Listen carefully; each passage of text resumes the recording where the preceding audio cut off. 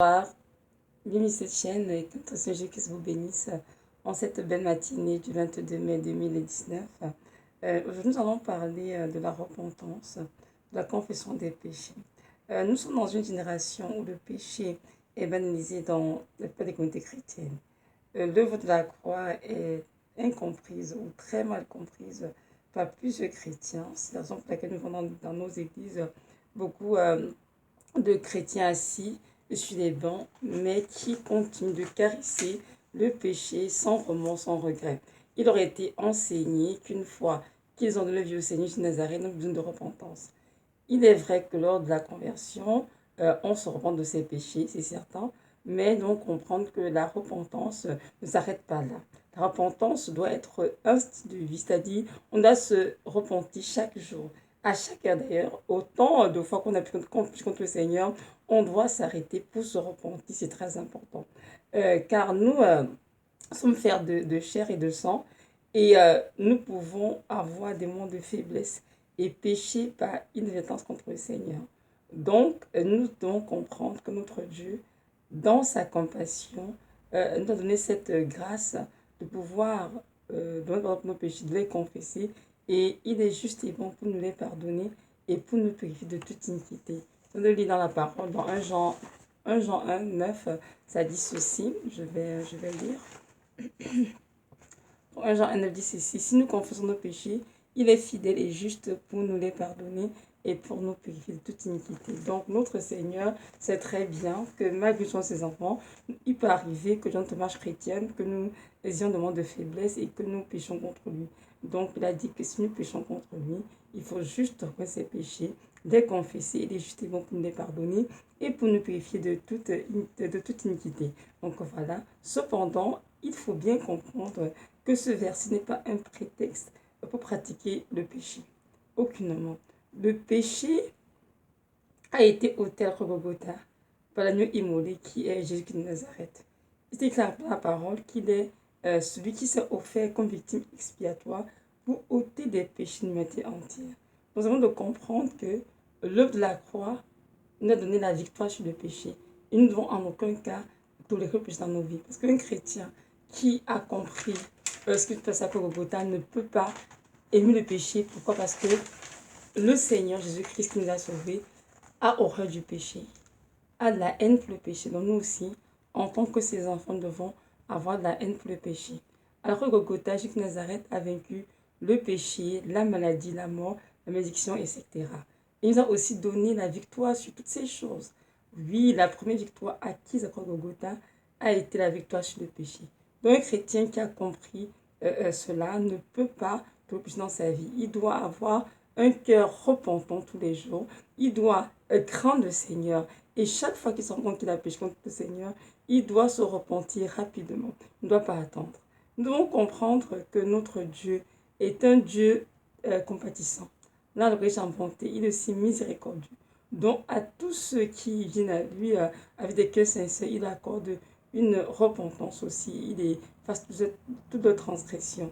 Donc, nous devons comprendre qu'un chrétien qui craint le Seigneur doit se repentir tous les jours. Maintenant, c'est aussi important de saisir que la repentance ne doit pas être faite avec légèreté. Pour tout enfant de Dieu qui aime le Seigneur, le péché commis doit forcément lui briser le cœur. Pourquoi? Parce que lorsqu'on pêche contre le Seigneur, on est en train de l'offenser, on lui fait de la peine. Donc c'est sûr que si nous aimons véritablement, ce qu'on a fait doit nous donner la douleur. Et le Saint-Esprit, justement, là, pour produire en nous vraiment cette contrition, donc c'est-à-dire cette douleur que nous ressentons en faisant pécher contre le Seigneur. Mais la question est celle-ci.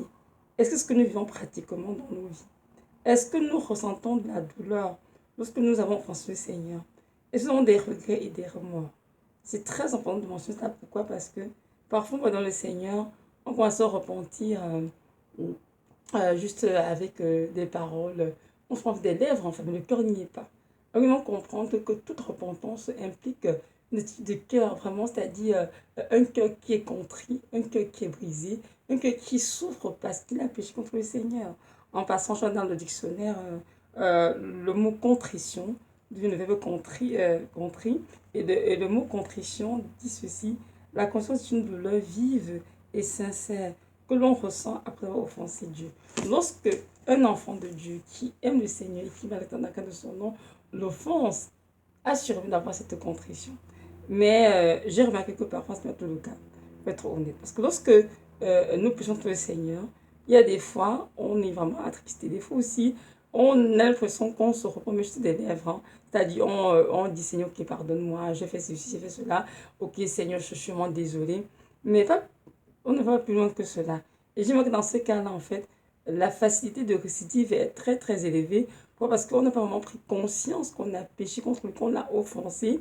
Que lorsque nous, qu'on a en fait ce qui a vraiment attristé le Saint-Esprit, nous devrions comprendre que le péché est quelque chose de désagréable dans le Seigneur. Et nous devons nous en être dégoûtés. C'est la raison pour laquelle, ce que nous prions contre lui, c'est important de lui demander, de nous accorder une parfaite contrition pour le péché commis. Donc, nous devons vraiment avoir mal, qu'on doit avoir ce sentiment de douleur, qu'on doit être vraiment, comment dirais-je, dans cette... de ne plus recommencer. On doit vraiment dire, Seigneur, vraiment, je tellement eu mal au cœur pour avoir fait ça contre toi, que je ne veux plus recommencer. C'est sûr que, humainement, ce n'est pas facile. Mais avec la grâce de Dieu et avec du Saint-Esprit, c'est possible. Oui, c'est possible. N'oublions pas que le Saint-Esprit est celui qui nous convainc de péché, de justice, de jugement. Et c'est aussi lui qui nous aide vraiment à mettre en relief nos péchés, les puits cachés. Il nous aide aussi dans son plus de repentance. Donc c'est important de lui faire confiance, de nous appuyer sur lui, de lui laisser nous aider de manière correcte afin que la repentance soit sincère, avec une bonne attitude.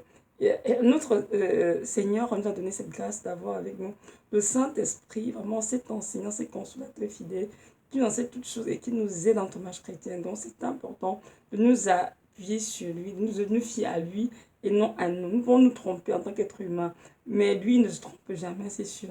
Donc lorsque le Saint-Esprit est dans notre vie et pointe quelque chose qui ne va pas, c'est important de dire, oui Seigneur, je reconnais que voilà, j'ai péché tel endroit, j'ai fait ce qui était mal à tes yeux, et ne surtout pas chercher à discuter, Seigneur, à se justifier. Parce que le Saint-Esprit ne se trompe jamais, il n'a pas cet esprit de vérité, lui ne dit que la vérité et rien d'autre. Cependant, il faut se comprendre que il peut arriver que cet esprit nous parle et que nous ne saisissons pas souvent ce qu'on te dit. Il insiste, on ne comprend pas. Et alors, dans ce cas, Dieu pourrait envoyer une tierce personne, un frère, une sœur, venir vers nous afin de nous faire prendre conscience, en fait, du péché commis, de gravité. Alors, pour ainsi nous amener dans la repentance. C'était le cas, justement, du roi David qui était visité pour Nathan, qui lui a donc fait comprendre qu'il avait péché lorsqu'il est allé vers Bathsheba. Justement, on va lire ensemble dans la parole, le psaume 51, que ce sont tous, qui parle de la repentance de David lorsque le feu Nathan est allé vers lui. Donc je vais lire le psaume 51, des versets 1 jusqu'à 19. C'est très long, mais nous devons être patients. Ou bien si c'est que notre Seigneur nous dit là-dessus. Amen. Psaume 51. Lorsque Nathan, le prophète, vint à lui, après que David fut allé vers Bathsheba. Ô Dieu, aie pitié de moi dans ta bonté. Selon ta grande miséricorde, efface mes transgressions. Lave-moi complètement de mon iniquité et purifie-moi de mon péché. Car je reconnais mes transgressions et mon péché est constamment devant moi. J'ai péché contre toi seul et j'ai fait ce qui est mal à tes yeux, en sorte que tu seras juste dans ta sentence, sans reproche dans ton jugement. Voici, je suis né dans l'iniquité et ma mère m'a conçu dans le péché. Mais tu veux que la vérité soit au fond du cœur. Fais donc pénétrer la sagesse au-dedans de moi. Purifie-moi avec l'hysope, et je serai pur. Lave-moi, et je serai plus blanc que la neige. Annonce-moi l'allégresse et la joie, et les eaux que tu as brisées se réjouiront. Détourne ton regard de mes péchés, efface toutes mes iniquités. Ô Dieu, crée en moi un cœur pur, renouvelle en moi un esprit bien disposé. Ne me rejette pas loin de ta face, ne me retire pas ton Esprit Saint. Rends-moi la joie de ton salut et qu'un esprit de bonne volonté me soutienne. J'enseignerai tes voies à ceux qui les transgressent et les pécheurs reviendront à toi. Ô Dieu, Dieu de mon salut, délivre-moi du sang versé. et ma langue célébrera ta miséricorde. Seigneur, ouvre mes lèvres et ma bouche publiera ta louange. Si tu eusses voulu des sacrifices, je t'en aurais offert, mais tu ne prends point plaisir aux holocaustes. Les sacrifices qui sont agréables à Dieu, c'est un esprit brisé. Ô Dieu, tu ne dédaignes pas un cœur brisé et contrit. Je m'arrête là, parole du Seigneur. Donc, nous allons dans ce somme, nous pouvons voir tout de suite le ton du texte qui est un ton vraiment rempli d'humilité. On sent beaucoup de tristesse, on sent vraiment une âme qui souffre pour avoir offensé le Seigneur. Et donc, évidemment, lorsque le roi David a péché contre le Seigneur avec Bathsheba et qu'il a aussi fait tuer son mari Uri, c'est sûr que David s'est comporté comme s'il n'avait rien fait de mal. Mais lorsque Nathan est envoyé vers lui et que Nathan lui a donc révélé son péché, le roi David aussi s'est humilié. Il a reconnu ses transgressions, il a reconnu qu'il avait versé son sang. Donc, quand nous nous repentir, il y a une attitude à avoir, vraiment un état d'esprit. Vraiment avoir comme c'est cette douleur pour avoir avancé le Seigneur, avoir un cœur brisé et contrit justement, parce que nous avons la douleur pour avoir blessé le cœur du Seigneur. Et donc David a eu cela, il a vraiment exprimé dans son âme cette souffrance terrible. Et il a donc dit au verset déjà 3, ô Dieu, aie pitié de moi dans ta bonté. Juste exprimer, ça montre combien il était défait, vraiment attristé par son propre péché. Et effectivement, c'est sûr que le Seigneur veut un tel cœur. Il prend plaisir, il va assurément accorder le pardon au roi David. Donc David, versets 3 à 6, a reconnu son péché, ses transgressions, il les a confessées, il a dit qu'il a fait ce qui est mal contre le Seigneur, amen. Il a aussi dit, l'Éternel sera juste dans sa sentence. Donc c'est bon de comprendre que notre Dieu nous demande tous à reconnaître nos transgressions lorsque le Saint-Esprit nous le montre ou bien lorsqu'il envoie vers nous une tierce personne. Nous devons confesser ce qu'on a fait. C'est très important. Parce qu'il y a parfois, on a tendance à dire Seigneur, pardon pour tous mes péchés en général. En général, enfin, on ne veut pas dire grand-chose pour le Seigneur. Il faut vraiment dire ce qu'on a fait. Parce que David a dit, verset 3, je vais dire verset 4, non, verset 5, ça dit ceci. Car je reconnais mes transgressions et mon péché est constamment devant moi. Donc nos péchés commis doivent être constants devant nous lorsque nous sommes en train de nous repentir. Non pas les omettre ou bien faire semblant, mais faire fi comme si on ne se souvient pas. Non, on doit être constant de dire Seigneur, oui, j'ai menti, oui, Seigneur, j'ai volé, oui, Seigneur, j'ai dit mauvaise parole. Il faut dire ce qu'on a fait au Seigneur. Parce qu'ici au verset 16, plus loin, il dit, verset 16 dit ceci, ô Dieu, Dieu de mon salut, délivre-moi du sang versé. Amen. Donc ici, confesse qu'en effet, il a versé du sang. Il a tué quelqu'un. Il est notamment fait tuer Uri, le mari de Bathsheba. Donc, c'est important qu'on se repente de confesser son péché, de dire ce qu'on a fait, ce que Dieu nous reproche. Lorsque le Saint-Esprit nous aide à mettre le doigt dessus, ce qui ne va pas, il faut dire la vérité au Seigneur. Il ne faut pas se mettre à faire semblant ou bien en disant, ok, tous mes péchés en général, non, non, non. Il faut dire tous les péchés. Il faut confesser nos péchés et reconnaître que ce qu'on a fait est mal au-dessus du Seigneur, effectivement. Et il dit au verset 6, j'ai péché contre toi seul et j'ai fait ce qui est mal à tes yeux, en sorte que tu seras juste dans ta sentence. Amen. Sans reprendre tes jugements. Donc comprenons bien que notre Dieu est un Dieu juste dans ses sentences. C'est que la parole est que la justice et l'équité sont là-bas de son trône. Donc notre Dieu est un Dieu juste. Lorsqu'on commet un péché, il y a forcément des conséquences. Ça, c'est clair. Donc, il ne faut pas qu'on se leurre là-dessus. Même si Dieu nous pardonne, il y a quand même des conséquences. Après, on est que lui, David, était pardonné par le Seigneur. Mais nous avons tous qu'on est dans Samuel, son fils qu'il a enfanté avec Bathsheba est quand même mort. Donc, ici, c'est justement une des conséquences à cause du péché de David et tout. Il y en a eu plus d'autres conséquences par la suite dans sa vie, lorsqu'on a vu sa vie et ses fils qui sont battus contre lui pour lui ôter la royauté. Donc comprenons bien que tout péché, quel qu'il soit, entraîne automatiquement des conséquences et donc c'est important de faire attention au Seigneur. Et ici David dit clairement, humblement, qu'il reconnaît qu'il a fait ce qui m'a le du Seigneur, en sorte que Dieu sera juste dans sa sentence et son jugement sera sans reproche. Donc, vous dites, Seigneur, la puissance que je vais m'accorder, je vais l'accepter parce que je reconnais que oui, j'ai mal fait à tes yeux. Et je me souviens que dans ma propre vie, je suis dans de ma vie, je souffrais beaucoup. Et je pensais à ce que j'ai fait dans le passé, des péchés que j'ai commis. Et j'ai son oh Seigneur, je sais que je souffrais mal, mais c'est nécessaire que je passe par cette pénitence car je sais que je suis en train de payer pour mes péchés. Voyez-vous, c'est sûr que c'est pas drôle de dire ça, mais en tout cas, ça vaut le coup parce que mieux vaut être honnête avec Dieu. Parce que Dieu est un Dieu juste, hein, ça c'est clair. Et il ne faut pas aller dans le Seigneur, de jouer ou bien de se justifier ou de se plaindre que ce soit, car très souvent, c'est nous qui aurons les problèmes pour vie, c'est nous qui commettons le péché et c'est nous qui attirons vers nous les démons qui nous attaquent. Donc, nous comprendre qu'envers Dieu, c'est important d'être honnête envers soi-même et d'être honnête envers Dieu. Donc, voilà. Le roi David était un homme justement sans le cœur de Dieu. Et quand on lit ses écrits, on peut voir vraiment qu'il était très très proche du Seigneur. Même malgré ses erreurs, même malgré ses fautes, c'était un homme qui aimait beaucoup le Seigneur. Il avait vraiment une crainte exceptionnelle du Seigneur. C'est très beau de voir cela. Donc, c'est ça. Au verset 8, il dit ceci. Mais tu veux que la vérité soit euh, au fond du cœur. Fais donc pénétrer la sagesse dans de moi. C'est important de reconnaître que tout ton pécheur a besoin d'un point de vérité pour être affranchi.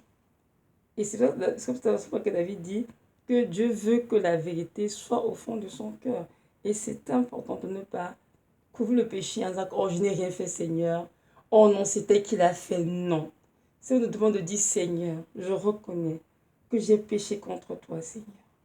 Et je reconnais que j'ai mal fait et je veux me repentir. Je veux être affranchi du péché. Vous savez, c'est très important. C'est bon de souligner ceci. Pourquoi? Parce que nous devons comprendre en effet que nous sommes tous des hommes pécheurs. Ce n'est pas grâce. Et nous avons besoin de la parole de Dieu, de vérité pour être affranchis du péché complètement.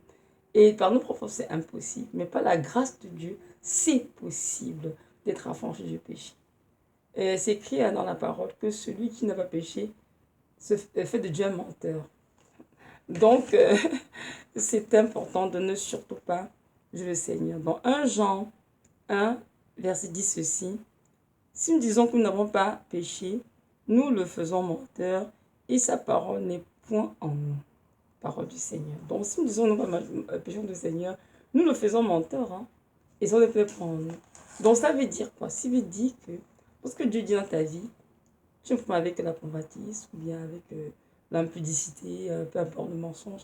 C'est important de reconnaître cela, de dire Seigneur, c'est vrai, je t'en supplie, viens à mon secours, aide-moi à m'affranchir de ce péché. Ou de Dieu, Seigneur, mais non, Seigneur, je n'ai rien fait du tout, je n'ai pas péché contre toi, Seigneur, je n'ai... Non, ça sont des paroles des enfants insensés. Un enfant qui a le Seigneur, ce que Dieu donne de son trône, et vient et pointe dans ta vie quelque chose à régler, c'est important de t'arrêter. De dire Seigneur, je vais m'examiner, allumer la parole. Et voilà, je vais le faire. Et ensuite, je vais te dire clairement ce que je vois. Parce que tu le fais et que tu as en effet, oui, c'est vrai, Seigneur. Tu as dans ma vie que j'aime beaucoup murmurer, que je convoite. C'est vrai, je reconnais que je convoite, que je murmure. Je demande pardon, Seigneur. Je prie que tu m'aides à ne plus recommencer. C'est très important.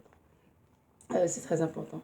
Donc, lorsque le Seigneur vient vers nous, c'est important de ne pas refuter ce que l'Esprit de Dieu dit, mais de prendre le temps au contraire d'examiner toutes choses à lumière de la parole et de laisser le Saint nous aider à nous conduire dans une repentance sincère, une confession sincère de péché, aussi une délivrance, évidemment.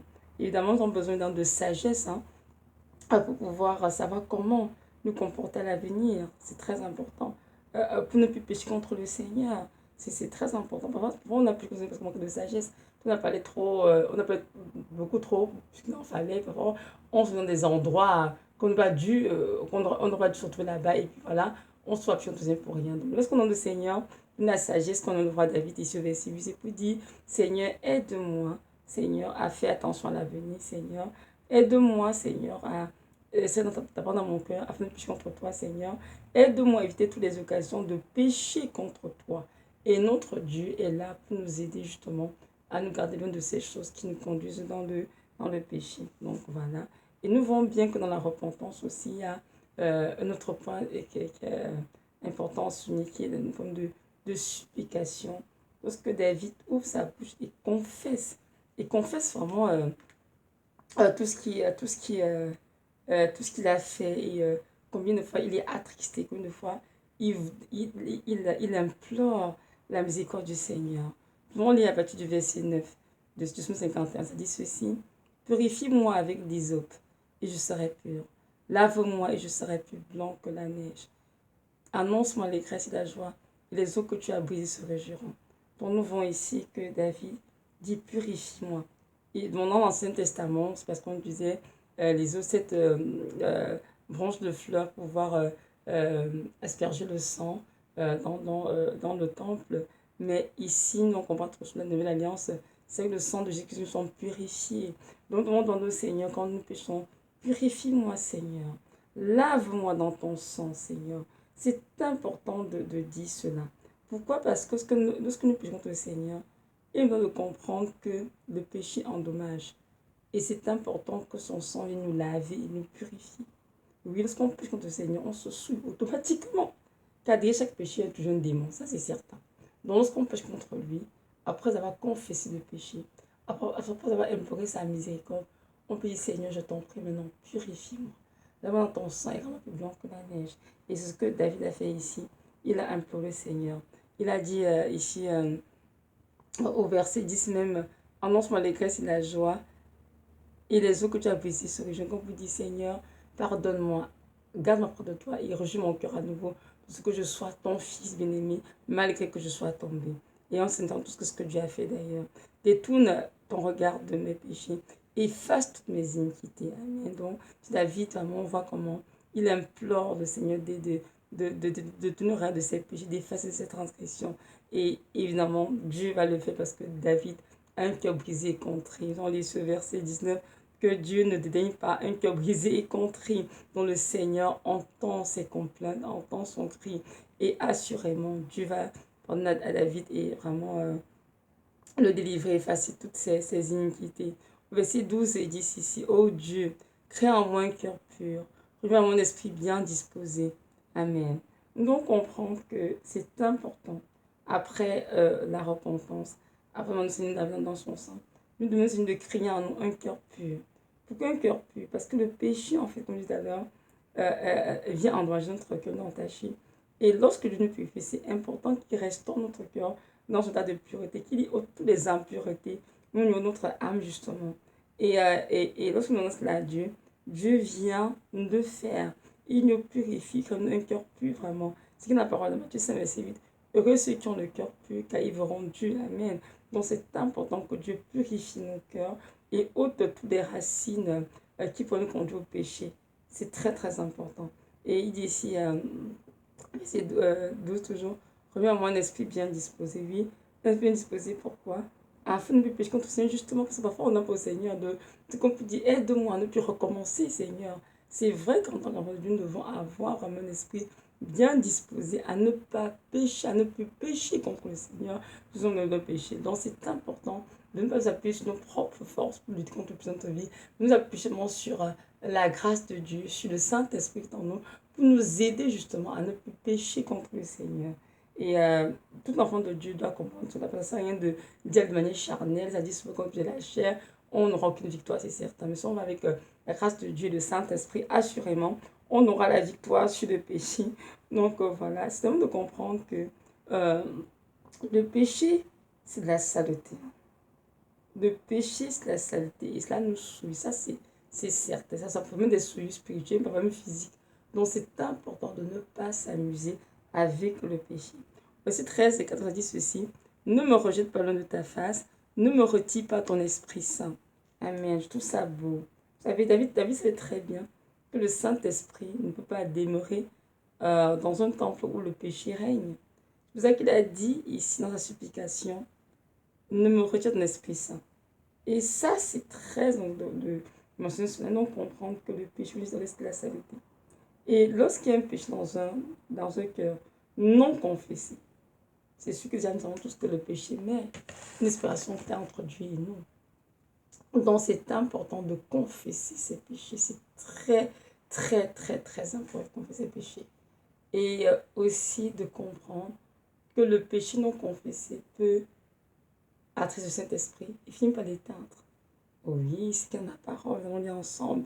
Dans la première parole, c'est dans Éphésiens,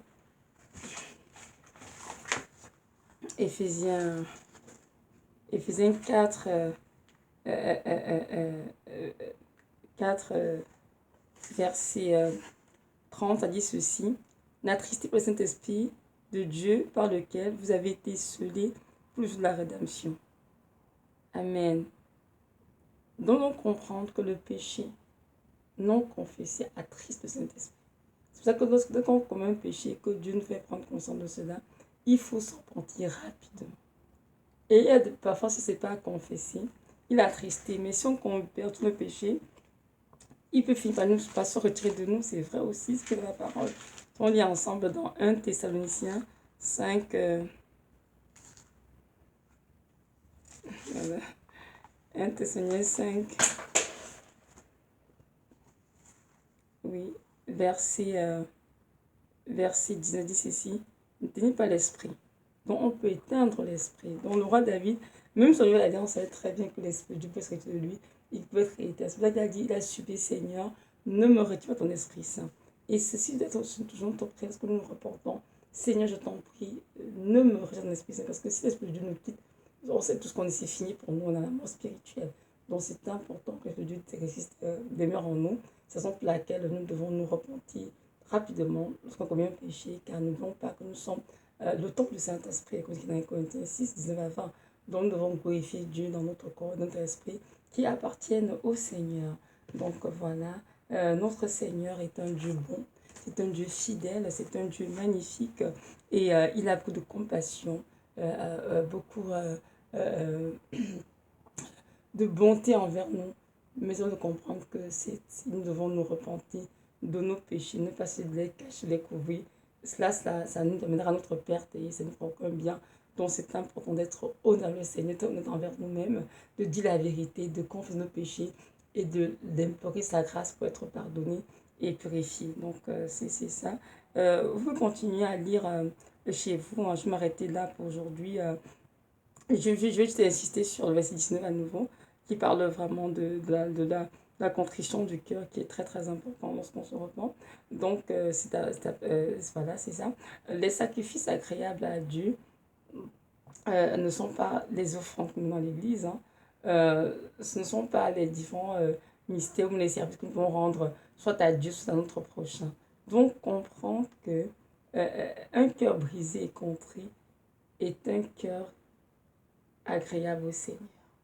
Pourquoi? Parce que lorsqu'on a péché contre le Seigneur, lorsqu'on l'a offensé, nous ne pouvons rien faire de bon pour nous si nous entrons de plus dans notre vie. On a un péché non confessé, on est déjà en tâchement spirituel. L'ennemi le voit, Dieu le voit, les anges le voient. Donc inutile de partir prêcher, chanter pour le Seigneur, donner des grosses offrandes à l'église ou bien faire une chose pour le Seigneur, ça ne sert absolument à rien. Donc laquelle ici David a dit au verset 18, si tu eusses voulu des sacrifices, je t'en aurais offert, mais tu ne prends point plaisir aux holocaustes. Les sacrifices qui sont agréables à Dieu, c'est un esprit brisé. Oh Dieu, tu n'aimes pas un cœur brisé et contrit. Effectivement, dans l'Ancienne Alliance, c'est sûr que David allait au temple offrir des sacrifices au Seigneur, des holocaustes et tout. Notre temps à nous, notre sacrifice, notre propre corps. Amen. Nous offrons notre propre corps comme un sacrifice vivant et saint agréable à Dieu. Alors si nous péchons contre le Seigneur et que nous ne sommes pas repentis, comprenons bien que toute offrande sera vaine, sera sale. Pourquoi? Parce que notre corps est dans le péché et nous n'avons rien au Seigneur.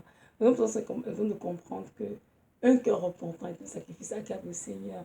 En ce sens que lorsqu'on a péché, on s'arrête dans des pardons qu'il a nous suivre avant qu'on continue de le servir, de faire toutes choses que nous voulions à son nom, bien que notre prochain. C'est très important de dire cela parce qu'il y a beaucoup de chrétiens qui, dans leur vie, entraînent le péché ou bien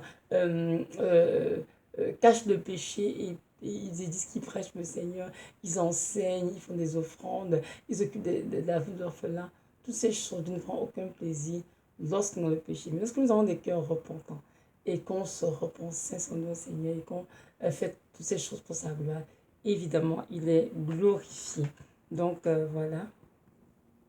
Notre Seigneur a fait de grandes choses pour le Golgotha. Et c'est toujours important considérer sa passion à la croix, sa souffrance, et de comprendre que nous ne pouvons pas nous permettre de caresser le péché ou bien d'y prendre part activement et en disant que oui, on nous a sauvés, donc le peuple ne sera pas repenti. Non. Ceci montre tout simplement une autre incompréhension de la croix et devrait nous amener plutôt à aller vers le Seigneur pour qu'il nous donne vraiment de comprendre ce qu'il a fait à la croix de Golgotha pour nous. Et il nous a instruit dans les Écritures, dans plein de passages, que nous, ce qu'il attend de nous, c'est vraiment d'offrir nos corps comme des sacrifices vivants, c'est agréable à lui, ce qui sera notre pain plus raisonnable.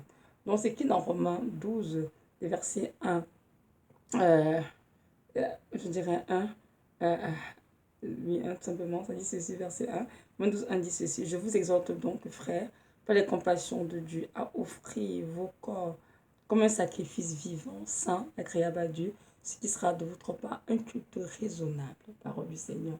Donc, ici, comprenons bien que cet sacrifice vivant ne peut pas être offert à Dieu s'il est entaché de péché, s'il est sali, il ne peut pas être une offrande agréable à Dieu. Donc, c'est important de veiller notre esprit, notre cœur, notre corps, qui appartiennent complètement au Seigneur de Nazareth et d'avoir une vie de repentance sincère, profonde, avec une bonne attitude, avec un cœur compris, tous les jours de notre vie dans le nom de Jésus. Je veux aussi nous rappeler que notre Dieu revient bientôt. Et c'est important de mettre tout ça en perspective. Pourquoi? Parce qu'il y a beaucoup de chrétiens qui sont portés vers les prophéties bibliques, vers toutes sortes d'événements à la fin des temps, des visions, des rêves sur l'événement, mais qui ne font pas le temps de s'arrêter pour travailler sur leur cœur, ses propres vies. Et afin de faire cela, il risque de rater l'enlèvement. C'est vraiment de comprendre que nous sommes dans le temps où chacun doit prendre vraiment ce temps dans le Seigneur, dans sa face, la parole pour s'examiner et dire Seigneur, montre-moi mes péchés cachés, montre-moi ce qu'il y a en moi que je dois confesser. Révèle-moi toutes choses afin que je puisse m'en repentir et m'en débarrasser, Seigneur.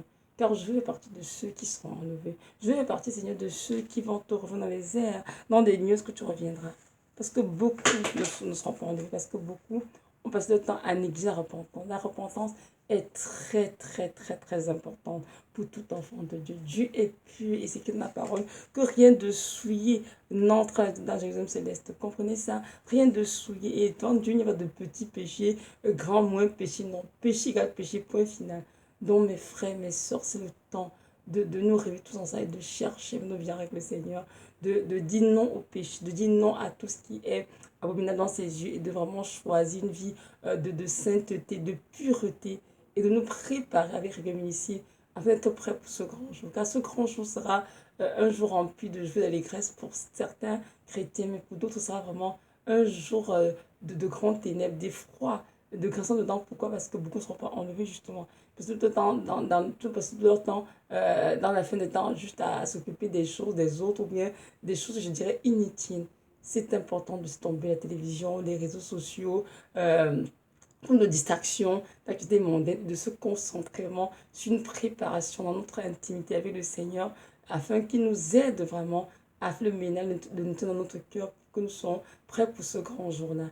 Et la parole, heureux ceux qui ont le cœur pur, car ils verront Dieu. Donc si tu vois Dieu un jour, c'est important que tu aies le cœur pur. Si moi je vois le Seigneur un jour, moi-même qui te parle, c'est important que j'ai mon cœur pur. Donc c'est la raison pour laquelle nous devons veiller sur nos cœurs tous les jours afin de ne point laisser y pousser des choses qui attristent le Saint-Esprit ou bien qui pourraient le forcer à s'en aller. Donc, c'est la parole que rien de souillé n'entrera dans la Jérusalem céleste. Donc, c'est important, mon frère, ma soeur, de vraiment rester à l'esprit. C'est qui ça? On dit ensemble, c'est dans Apocalypse 21, verset 27, je crois, c'est dans verset 28, 27, ça dit ceci. Je vais reprendre. Apocalypse, Apocalypse 21, verset 27 dit ceci. Il n'entrera chez elle rien de souillé, ni personne qui se livre à l'abomination et au mensonge. Il n'entrera que ceux qui sont écrits dans le livre de vie de l'agneau. Donc c'est important de te l'expliquer que rien de souillé n'entrera au ciel. Et si tu entres au ciel, c'est important de te réveiller maintenant et d'arrêter de jouer ta vie, de prendre vraiment la peine de faire dans ta vie pour être en règle avec le Seigneur. Donc voilà. Maintenant, si tu m'écoutes et que tu ne connais pas qui est ce Dieu, j'aimerais te dire que Jésus de Nazareth est le Dieu qui t'a créé, qui a donné sa vie au Golgotha pour toi, afin que tu vives. Aujourd'hui, il vient vers toi, il te tend la main, parce qu'il veut faire de toi son enfant. Il veut te donner la vie éternelle. Alors je t'encourage à ne pas retarder, mais vraiment à saisir cette opportunité pour ouvrir ton cœur, pour lui poser tes questions si tu en as. Il va te répondre, c'est certain. Et vraiment, je t'encourage à te repentir de tous tes péchés et à l'action de ta vie comme ton sauveur et ton Seigneur. Je sais qu'il soupire pendant depuis fort longtemps et c'est avec joie qu'il va te compter parmi ses enfants. Donc voilà, merci d'avoir écouté, soyez richement bénis et que notre Dieu nous a tous vraiment cette grâce de ne pas jouer le péché, de ne pas nous amuser avec la repentance, mais nous repentir chaque heure, à chaque seconde, tous les jours, d'être prêts pour le jour de son avènement. Amen.